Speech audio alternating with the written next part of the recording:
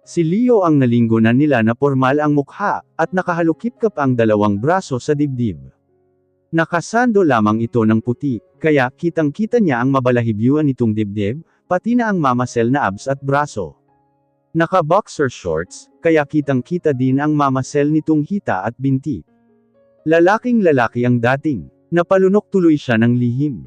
Parang ang sarap matulog kung ito ang magiging katabi niya. Bro, bati dito ni Bobby. Hindi pa naman ako inaantok, mahinang sagot ni Lindsay.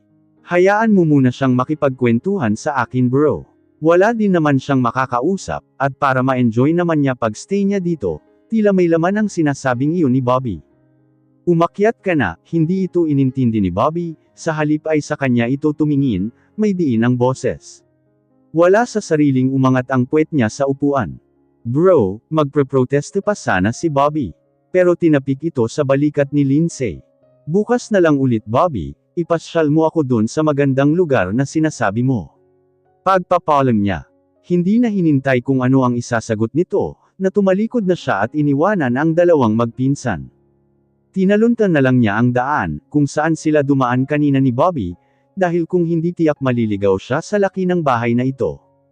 Akala niya ay natutulog na si Leo, dahil pagkatapos nitong kumain kanina ay umakwat na ito kaagad, iniwanan siya sa mga piling ng mga estranghero, na kung tutuusin ay hindi naman niya gaano pang kakilala, maliban na lang siguro kay Bobby na naging kaibigan na rin niya. Pansin niyang sumunod agad si Margaret sa asawa niya, kahit hindi pa ito tapos sa pagkain. Na ngayon ay pinagtataka niya, kung ano ang ginagawa sa mansion ng mga Viles. Family friend lang naman ito. At ngayon ay biglang susulpat si Leo, na akala niya ay pinabayaan na siya sa mga estranghero. Nakapagtataka lalo na at tila hindi may pinta ang mukha nito, kaya para wala ng isyu ay susundin na lang niya ito. Maaga siyang nagising kinabukasan. Ito ang unang araw ng kanilang bakasyon, kaya imbes isipin ang sitwasyon nila ni Leo, ay e-enjoy na lang niya ang honeymoon vacation kuno nila. Ito rin ang unang pagkakataon na nakarating siya ng Batangas. Gusto niyang namnamin ang sariwang hangin, at malaparaisong lugar na iyon, free from pollution at stress. Tinungo niya ang terrace ng kwarto niya, at muling sumilip sa baba. Mula sa di kalayuan ay tanaw na niya ang kulay asul na karagatan, at puting buhangin na tila ng aanyaya. Napangiti siyang muli, at tila may mga pakpak ang paa na lumabas ng kanyang kwarto, at bumaba sa hagdan. Nakita niya sa komedor si Aling Tesha, na naghahanda ng almusal. Magandang umaga po bati niya. Magandang umaga din Senyorita, ano pong gusto niyo, kape, tsaa? Alok naman nito. Hindi po mamaya na lang siguro, magtatanong lang po sana ako, paano pumunta doon sa beach? Papunta po doon sa resort nila Sir Leo. Sige ho tawagin ko muna si Bebang, para samahan kayo papunta doon, para ipakilala kayo sa gwardiyang nakabantay doon. Private po kasi yun, kaya hindi nagpapapasok ng basta-basta, mahabang paliwanag ni Aling Tesha. Ay ganun po, wag na lang po, mamaya na lang pagkagising ni Bobby, sa kanya na lang ako magpapasama, dyan lang muna ako siguro sa labas ng hardin mag-iikot, tanggi niya. Sa isiping mag-isa lang siyang pupunta doon, at ipapakilalang asawa ni Leo, baka maasiwa lang siya. Hindi rin niya ma-enjoy ang binabalak na pagjogging, kung nasa kanya naman ang atensyon ng mga tauhan doon. Sigurado kayo ma'am, paniniguro ni Aling Tesha. Opo, sige po, labas muna ako. Palem niya at tumalikod na. Nakapamaywang na linanghap niya ang sariwang hangin, at ilinibot ang paningin sa buong paligid. Napakalawak ng hardin ng mga ito, na may iba't ibang mga halaman na nakatanim sa gilid ng hallway. Binaybay niya ang hallway papunta sa mas marami pang mga bulaklak na nakikita niya. Isa palang malaking botanical garden ng mga magagandang bulaklak. Napahanga siya sa nakita, doon lang niya nakita ang mga halamang nasa tanang buhay niya. Hindi niya alam na may mga ganun palang mga halaman na nag-exist. Nang magsawa ay pumunta naman siya sa malaking fountain, na nasa gitna mismo ng hardin. Kahit magsagawa ng malaking pagtitipon ay magkakasya iyon doon, dahil sa lawak ng lugar. May tila mga aparato pa na palarwang pambata siyang natatanaw, na sa hula niya ay wala namang gumagamit, dahil wala namang mga bata sa mansion. Napagpasyahan niyang pumunta doon, at umupo sa swing na tila maliit na kubo, at gawa sa bakal. Bukod sa magkaharap na upuan, ay may munting lamesa iyon na nakapagitan, inugoy niya iyon para gumalaw. Parang ang sarap tumira sa lugar na iyon. Pumikit siya at sinandal ang likod sa sandalan ng upuan, at dahil maaga siyang nagising, at sa sarap ng sariwang hanging dumadampi sa kanyang mukha, ay di niya namalayang nakatulog na pala siya. Naalimpungatan na lang siya, nang tila gumuwang yung kinasasakyan niya, at may tumabi sa kanya, at dahil medyo maliit ang upuan, dahil nakasadya iyon para sa pang-isahan, nakadikit talaga sa kanya ang katawan kung sino man yun. Good morning, pormal ang mukha na bati ni Leo. Nang lingunin niya ito, bigla siyang napaupo ng tuwid. Anong ginagawa nito dito? Nagtatakang tanong niya sa sarili. Ba't doon pa ito umupo sa tabi niya, gayong bakante naman yung kaharap niya? Good morning. Nauutol niyang bati din. You're early, do you want me to stroll you around? Nalihim niyang kinagulat, ano daw, sasamahan siya nitong mamasyal. Wala siyang mahagilap na masabi. Pero mamaya na lang siguro, after nating mag-breakfast, kaya kumain ka muna and get ready of yourself afterwards. Pupuntahan natin yung farm sa kabila. Pagbibigay nito ng instruction sa formal pa ring boses. May farm din pala ang mga vials. Sige, naisagot na lang niya na tumayo. Kakain na ba? At ubili pa rin niyang tanong, na tila sinisilaban ng init ang buong katawan, sa pagkiskas ng kanilang mga balat. Tumango lang si Leo. Nakatingin ito sa kanyang mukha, na tila pinag-aaralan iyon. Naasiwang tumalikod na siya. Una na ako doon, palm niya. Sige sunod ako, tugon naman nito. Habang naglalakad ay tila hindi siya makapaniwala na kinausap siya nito. And worse tumabi pa sa kinauupuan niya. Gusto niyang kastiguhin ang sarili, na tila kilig na kilig sa nangyari lang kanina. Para siyang teenager na pinagtuunan ng pansin ng kanyang crush. Kung tutuusin may mga nagpapalipad hangin naman sa kanya, at nag-a-attempt na lumapit o makuha ang atensyon niya, subalit hindi talaga niya maramdaman ang ganitong kaba, kaya dinidespatcha na niya agad. Wala kasing dating o spark para sa kanya. Isang skinny maong at plain shirts v-neck ang napili niyang isuot, na nakapaloob sa kanyang pantalon. At rubber shoes naman ang napili niyang isuot sa paa. Ang sabi ni Leo sa farm daw siya nito dadalhin, kaya mas maigi ng komportable ang kanyang isuot, para komportable ding gumalaw. Tinali na lang niya ng pataas ang mahaba niyang buhok, nagpulbos at nagpahid ng manipis na kulay pink lipstick sa kanyang labi. Muling pinasadahan ng tingin ang sarili sa salamin, at nang makontento ay inabot na niya ang cellphone, na siyang tangi niyang dadalhin, at lumabas na ng kwarto. Pababa na siya ng hagdan, nang mabungaran sa sala ang nakalingkis na si Margaret, sa nakaupong si Leo na tila aliw na aliw sa sinasabi nito. Halos kumandang na rin ito sa binata. At hindi niya maipaliwanag ang tila pagsama ng kanyang timplada. Kung hindi lang siya tinawag ni Bobby, nakakapasok lang sa pinto, ay babalik sana siya ulit paakyat sa kanyang kwarto. Lindsay, mukhang may lakad tayo nakangiting bati nito. Oo sana, wala kang work ngayon. Pasado 9:00 na, kaya nagtataka siyang makita ito doon. Nabanggit nito na nagtatrabaho daw ito sa resort. Nag-day off ako, baka kako kasi kailangan mo ng tour guide. Pinaloob nito ang dalawang kamay sa magkabilang bulsa ng pantalon, at huminto nang makalapit sa kanya. Preskong presko itong tingnan sa suot na t-shirt na kulay dilaw, at hapit sa katawan nitong alaga yata sa gym. Tulad ni Leo ay maganda din ang pangangatawan ni Bobby. Napatawa siya sa sinabi nito. Baka mas isanti ka niyan. Pagbibiro niya. Ha! Itinaas nito ang dibdib na tila nagyayabang. It's their loss not mine. At sabay silang nagtawanan. Ready Lindsay. Naputol ang tawanan nila nang marinig ang boses ni Leo.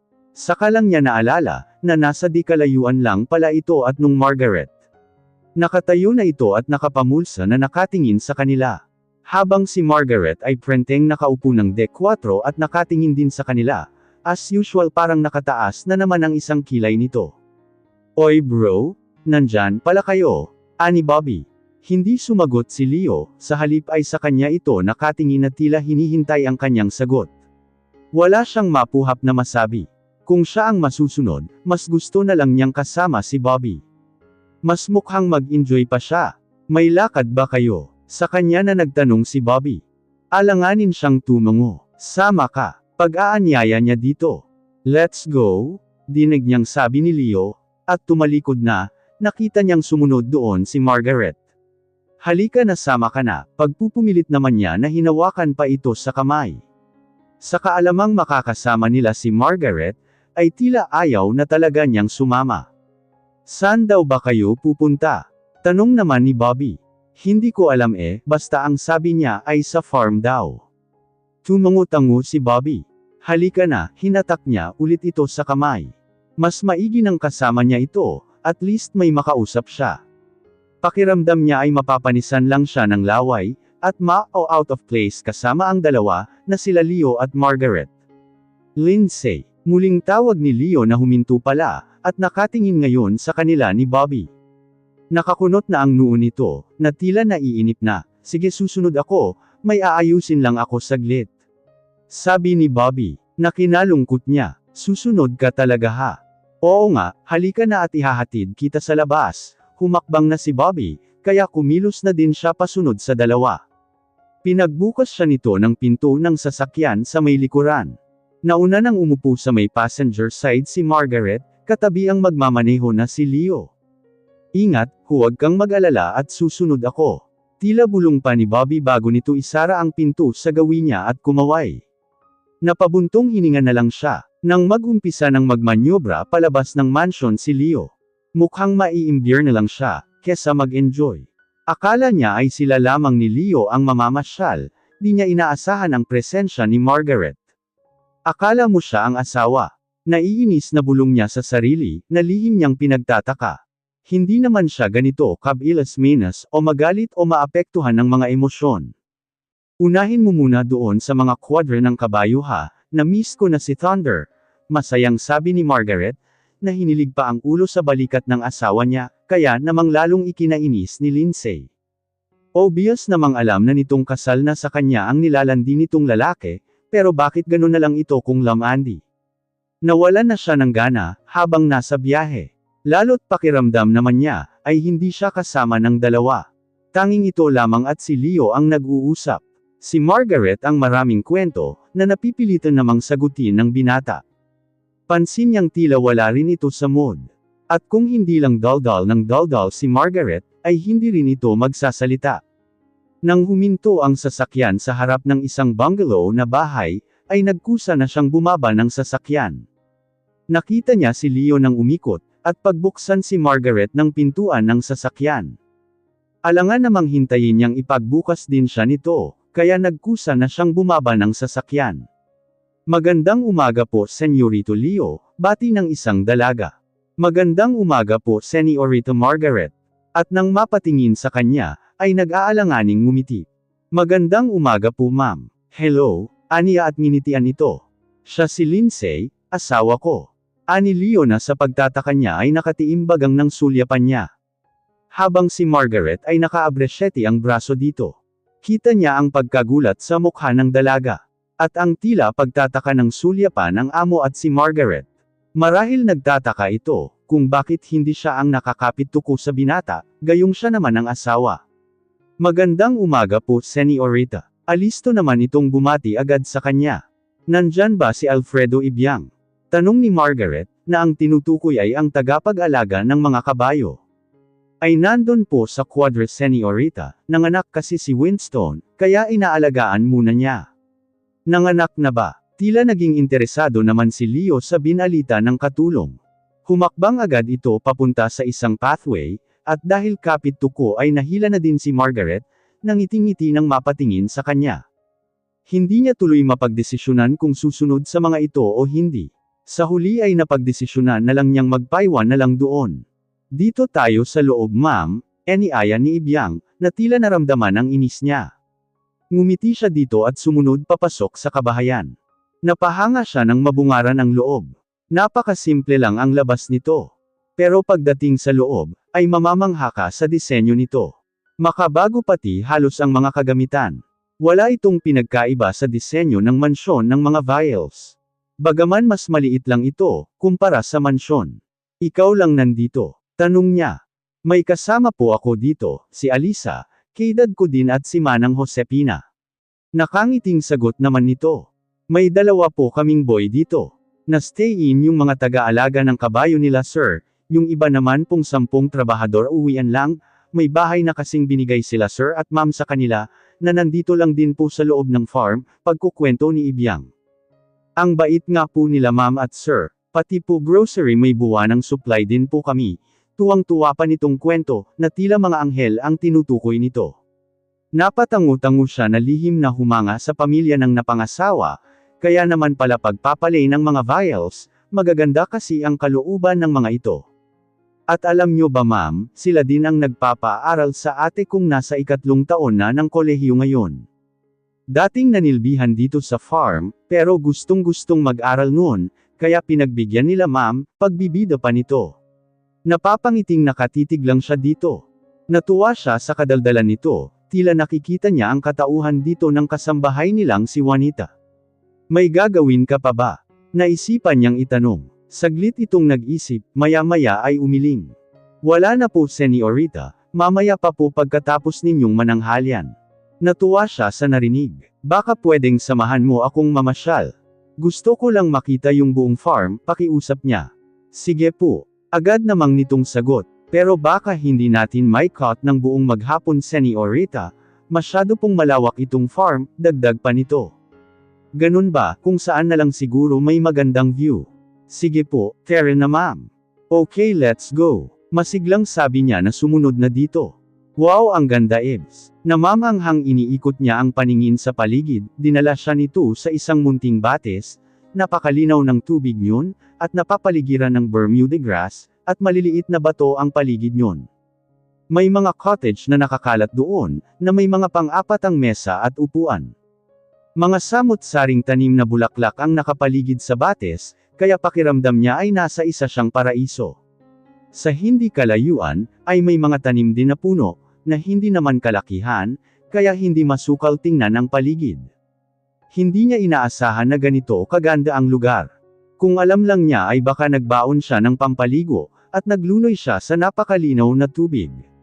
Sabi na nga ba ma'am at magugustuhan nyo dito Nasisiyahang namang sabi ni Ibyang. Nababaitan siya sa bagong asawa ng kanilang amo. Hindi ito makyeme at tila totoo ang pinapakitang pakikitungo sa kanya. At hindi rin maarte. Di tulad nung Margaret na akala mo ay matutunaw kapag napapadikit sa putik, saksakan ng kartihan. Ang ganda-ganda ng lugar Ibs sayang hindi ako nakapagdala ng bihisan. Pwede naman kayo maligo senyorita, may mga damit naman na naiwan dyan si Ma'am Aliana, tukoy nito sa bunsong kapatid ni Leo. Paano ang undies ko? Natatawa niyang biro dito. Pabilihin ko sa kabisera si Ibyang, if you really want to swim. Anang isang boses. Sabay silang napatingin dito ni Ibyang.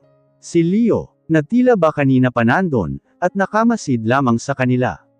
Nakakapagtaka nga lamang, na wala doon ang linta na si Margaret. Medyo ikan-asya niya iyon ng lihim. Sige po senyorito, tingin ko tansyado ko na agad ang size ni senyorita. Ani Ibyang na sinipat-sipat pa si Lindsay. Pagkaabot ng pera mula kay Leo, ay umalis na ito kaagad. Kaya hindi na siya nakapagprotesta. Naasiwang hindi malaman ni Lindsay ang gagawin. Nang may one silang dalawa doon ni Leo. Nakatitig ito sa kanya ng matiim, na tila sinusuri ang buo niyang pagkatao. Napagpasyahan niyang samilong muna sa isang cottage, nang tila hindi matagalan ang asiwang nararamdaman.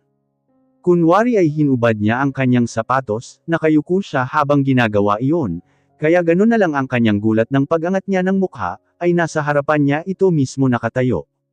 Sumunod pala ito sa kanya. I want to make clear things with you. Nakahalukip-kap ang mga braso nito sa dibdib, about what? Nauutol niyang tanong. Ang alam ng mga tao dito ay mag-asawa tayo, so stop flirting with Bobby, ayaw ko nang naiiputan ako sa ulo. Nakatiim ang bagang na sabi nito. Literal na napanganga ang kanyang labi sa sinabi nito. Ano daw? Nakikipaglandian siya kay Bobby. Marahil kung hindi lang sa reputasyon kuno nito na sinasabi, iisipin niyang nagseselos ito kay Bobby. And can you please act as my wife? You seems to forgot what we had just did yesterday. Tila gusto niyang magprotesta sa mga sinasabi nito. Really? Siya pa ang sinasabihan nito, Ito nga ang laging linilingkisan ng malanding si Margaret, na tila gustong-gusto naman nito. Tapos siya pa ang sasabihin na stop flirting. The nerve of this man. Nagkakaintindihan ba tayo? Napatitig siya dito, imbes na makipagtalo ay tumungo na lang siya. Hindi rin naman sila magkakaintindihan, kung makikipag-argumento pa siya. There you are. Sigaw ng isang matinis na tinig na ikinalinggan nilang dalawa dito. Si Margaret, at medyo nagliwanag ang kanyang mukha, nang makita ang kasama nito na si Bobby.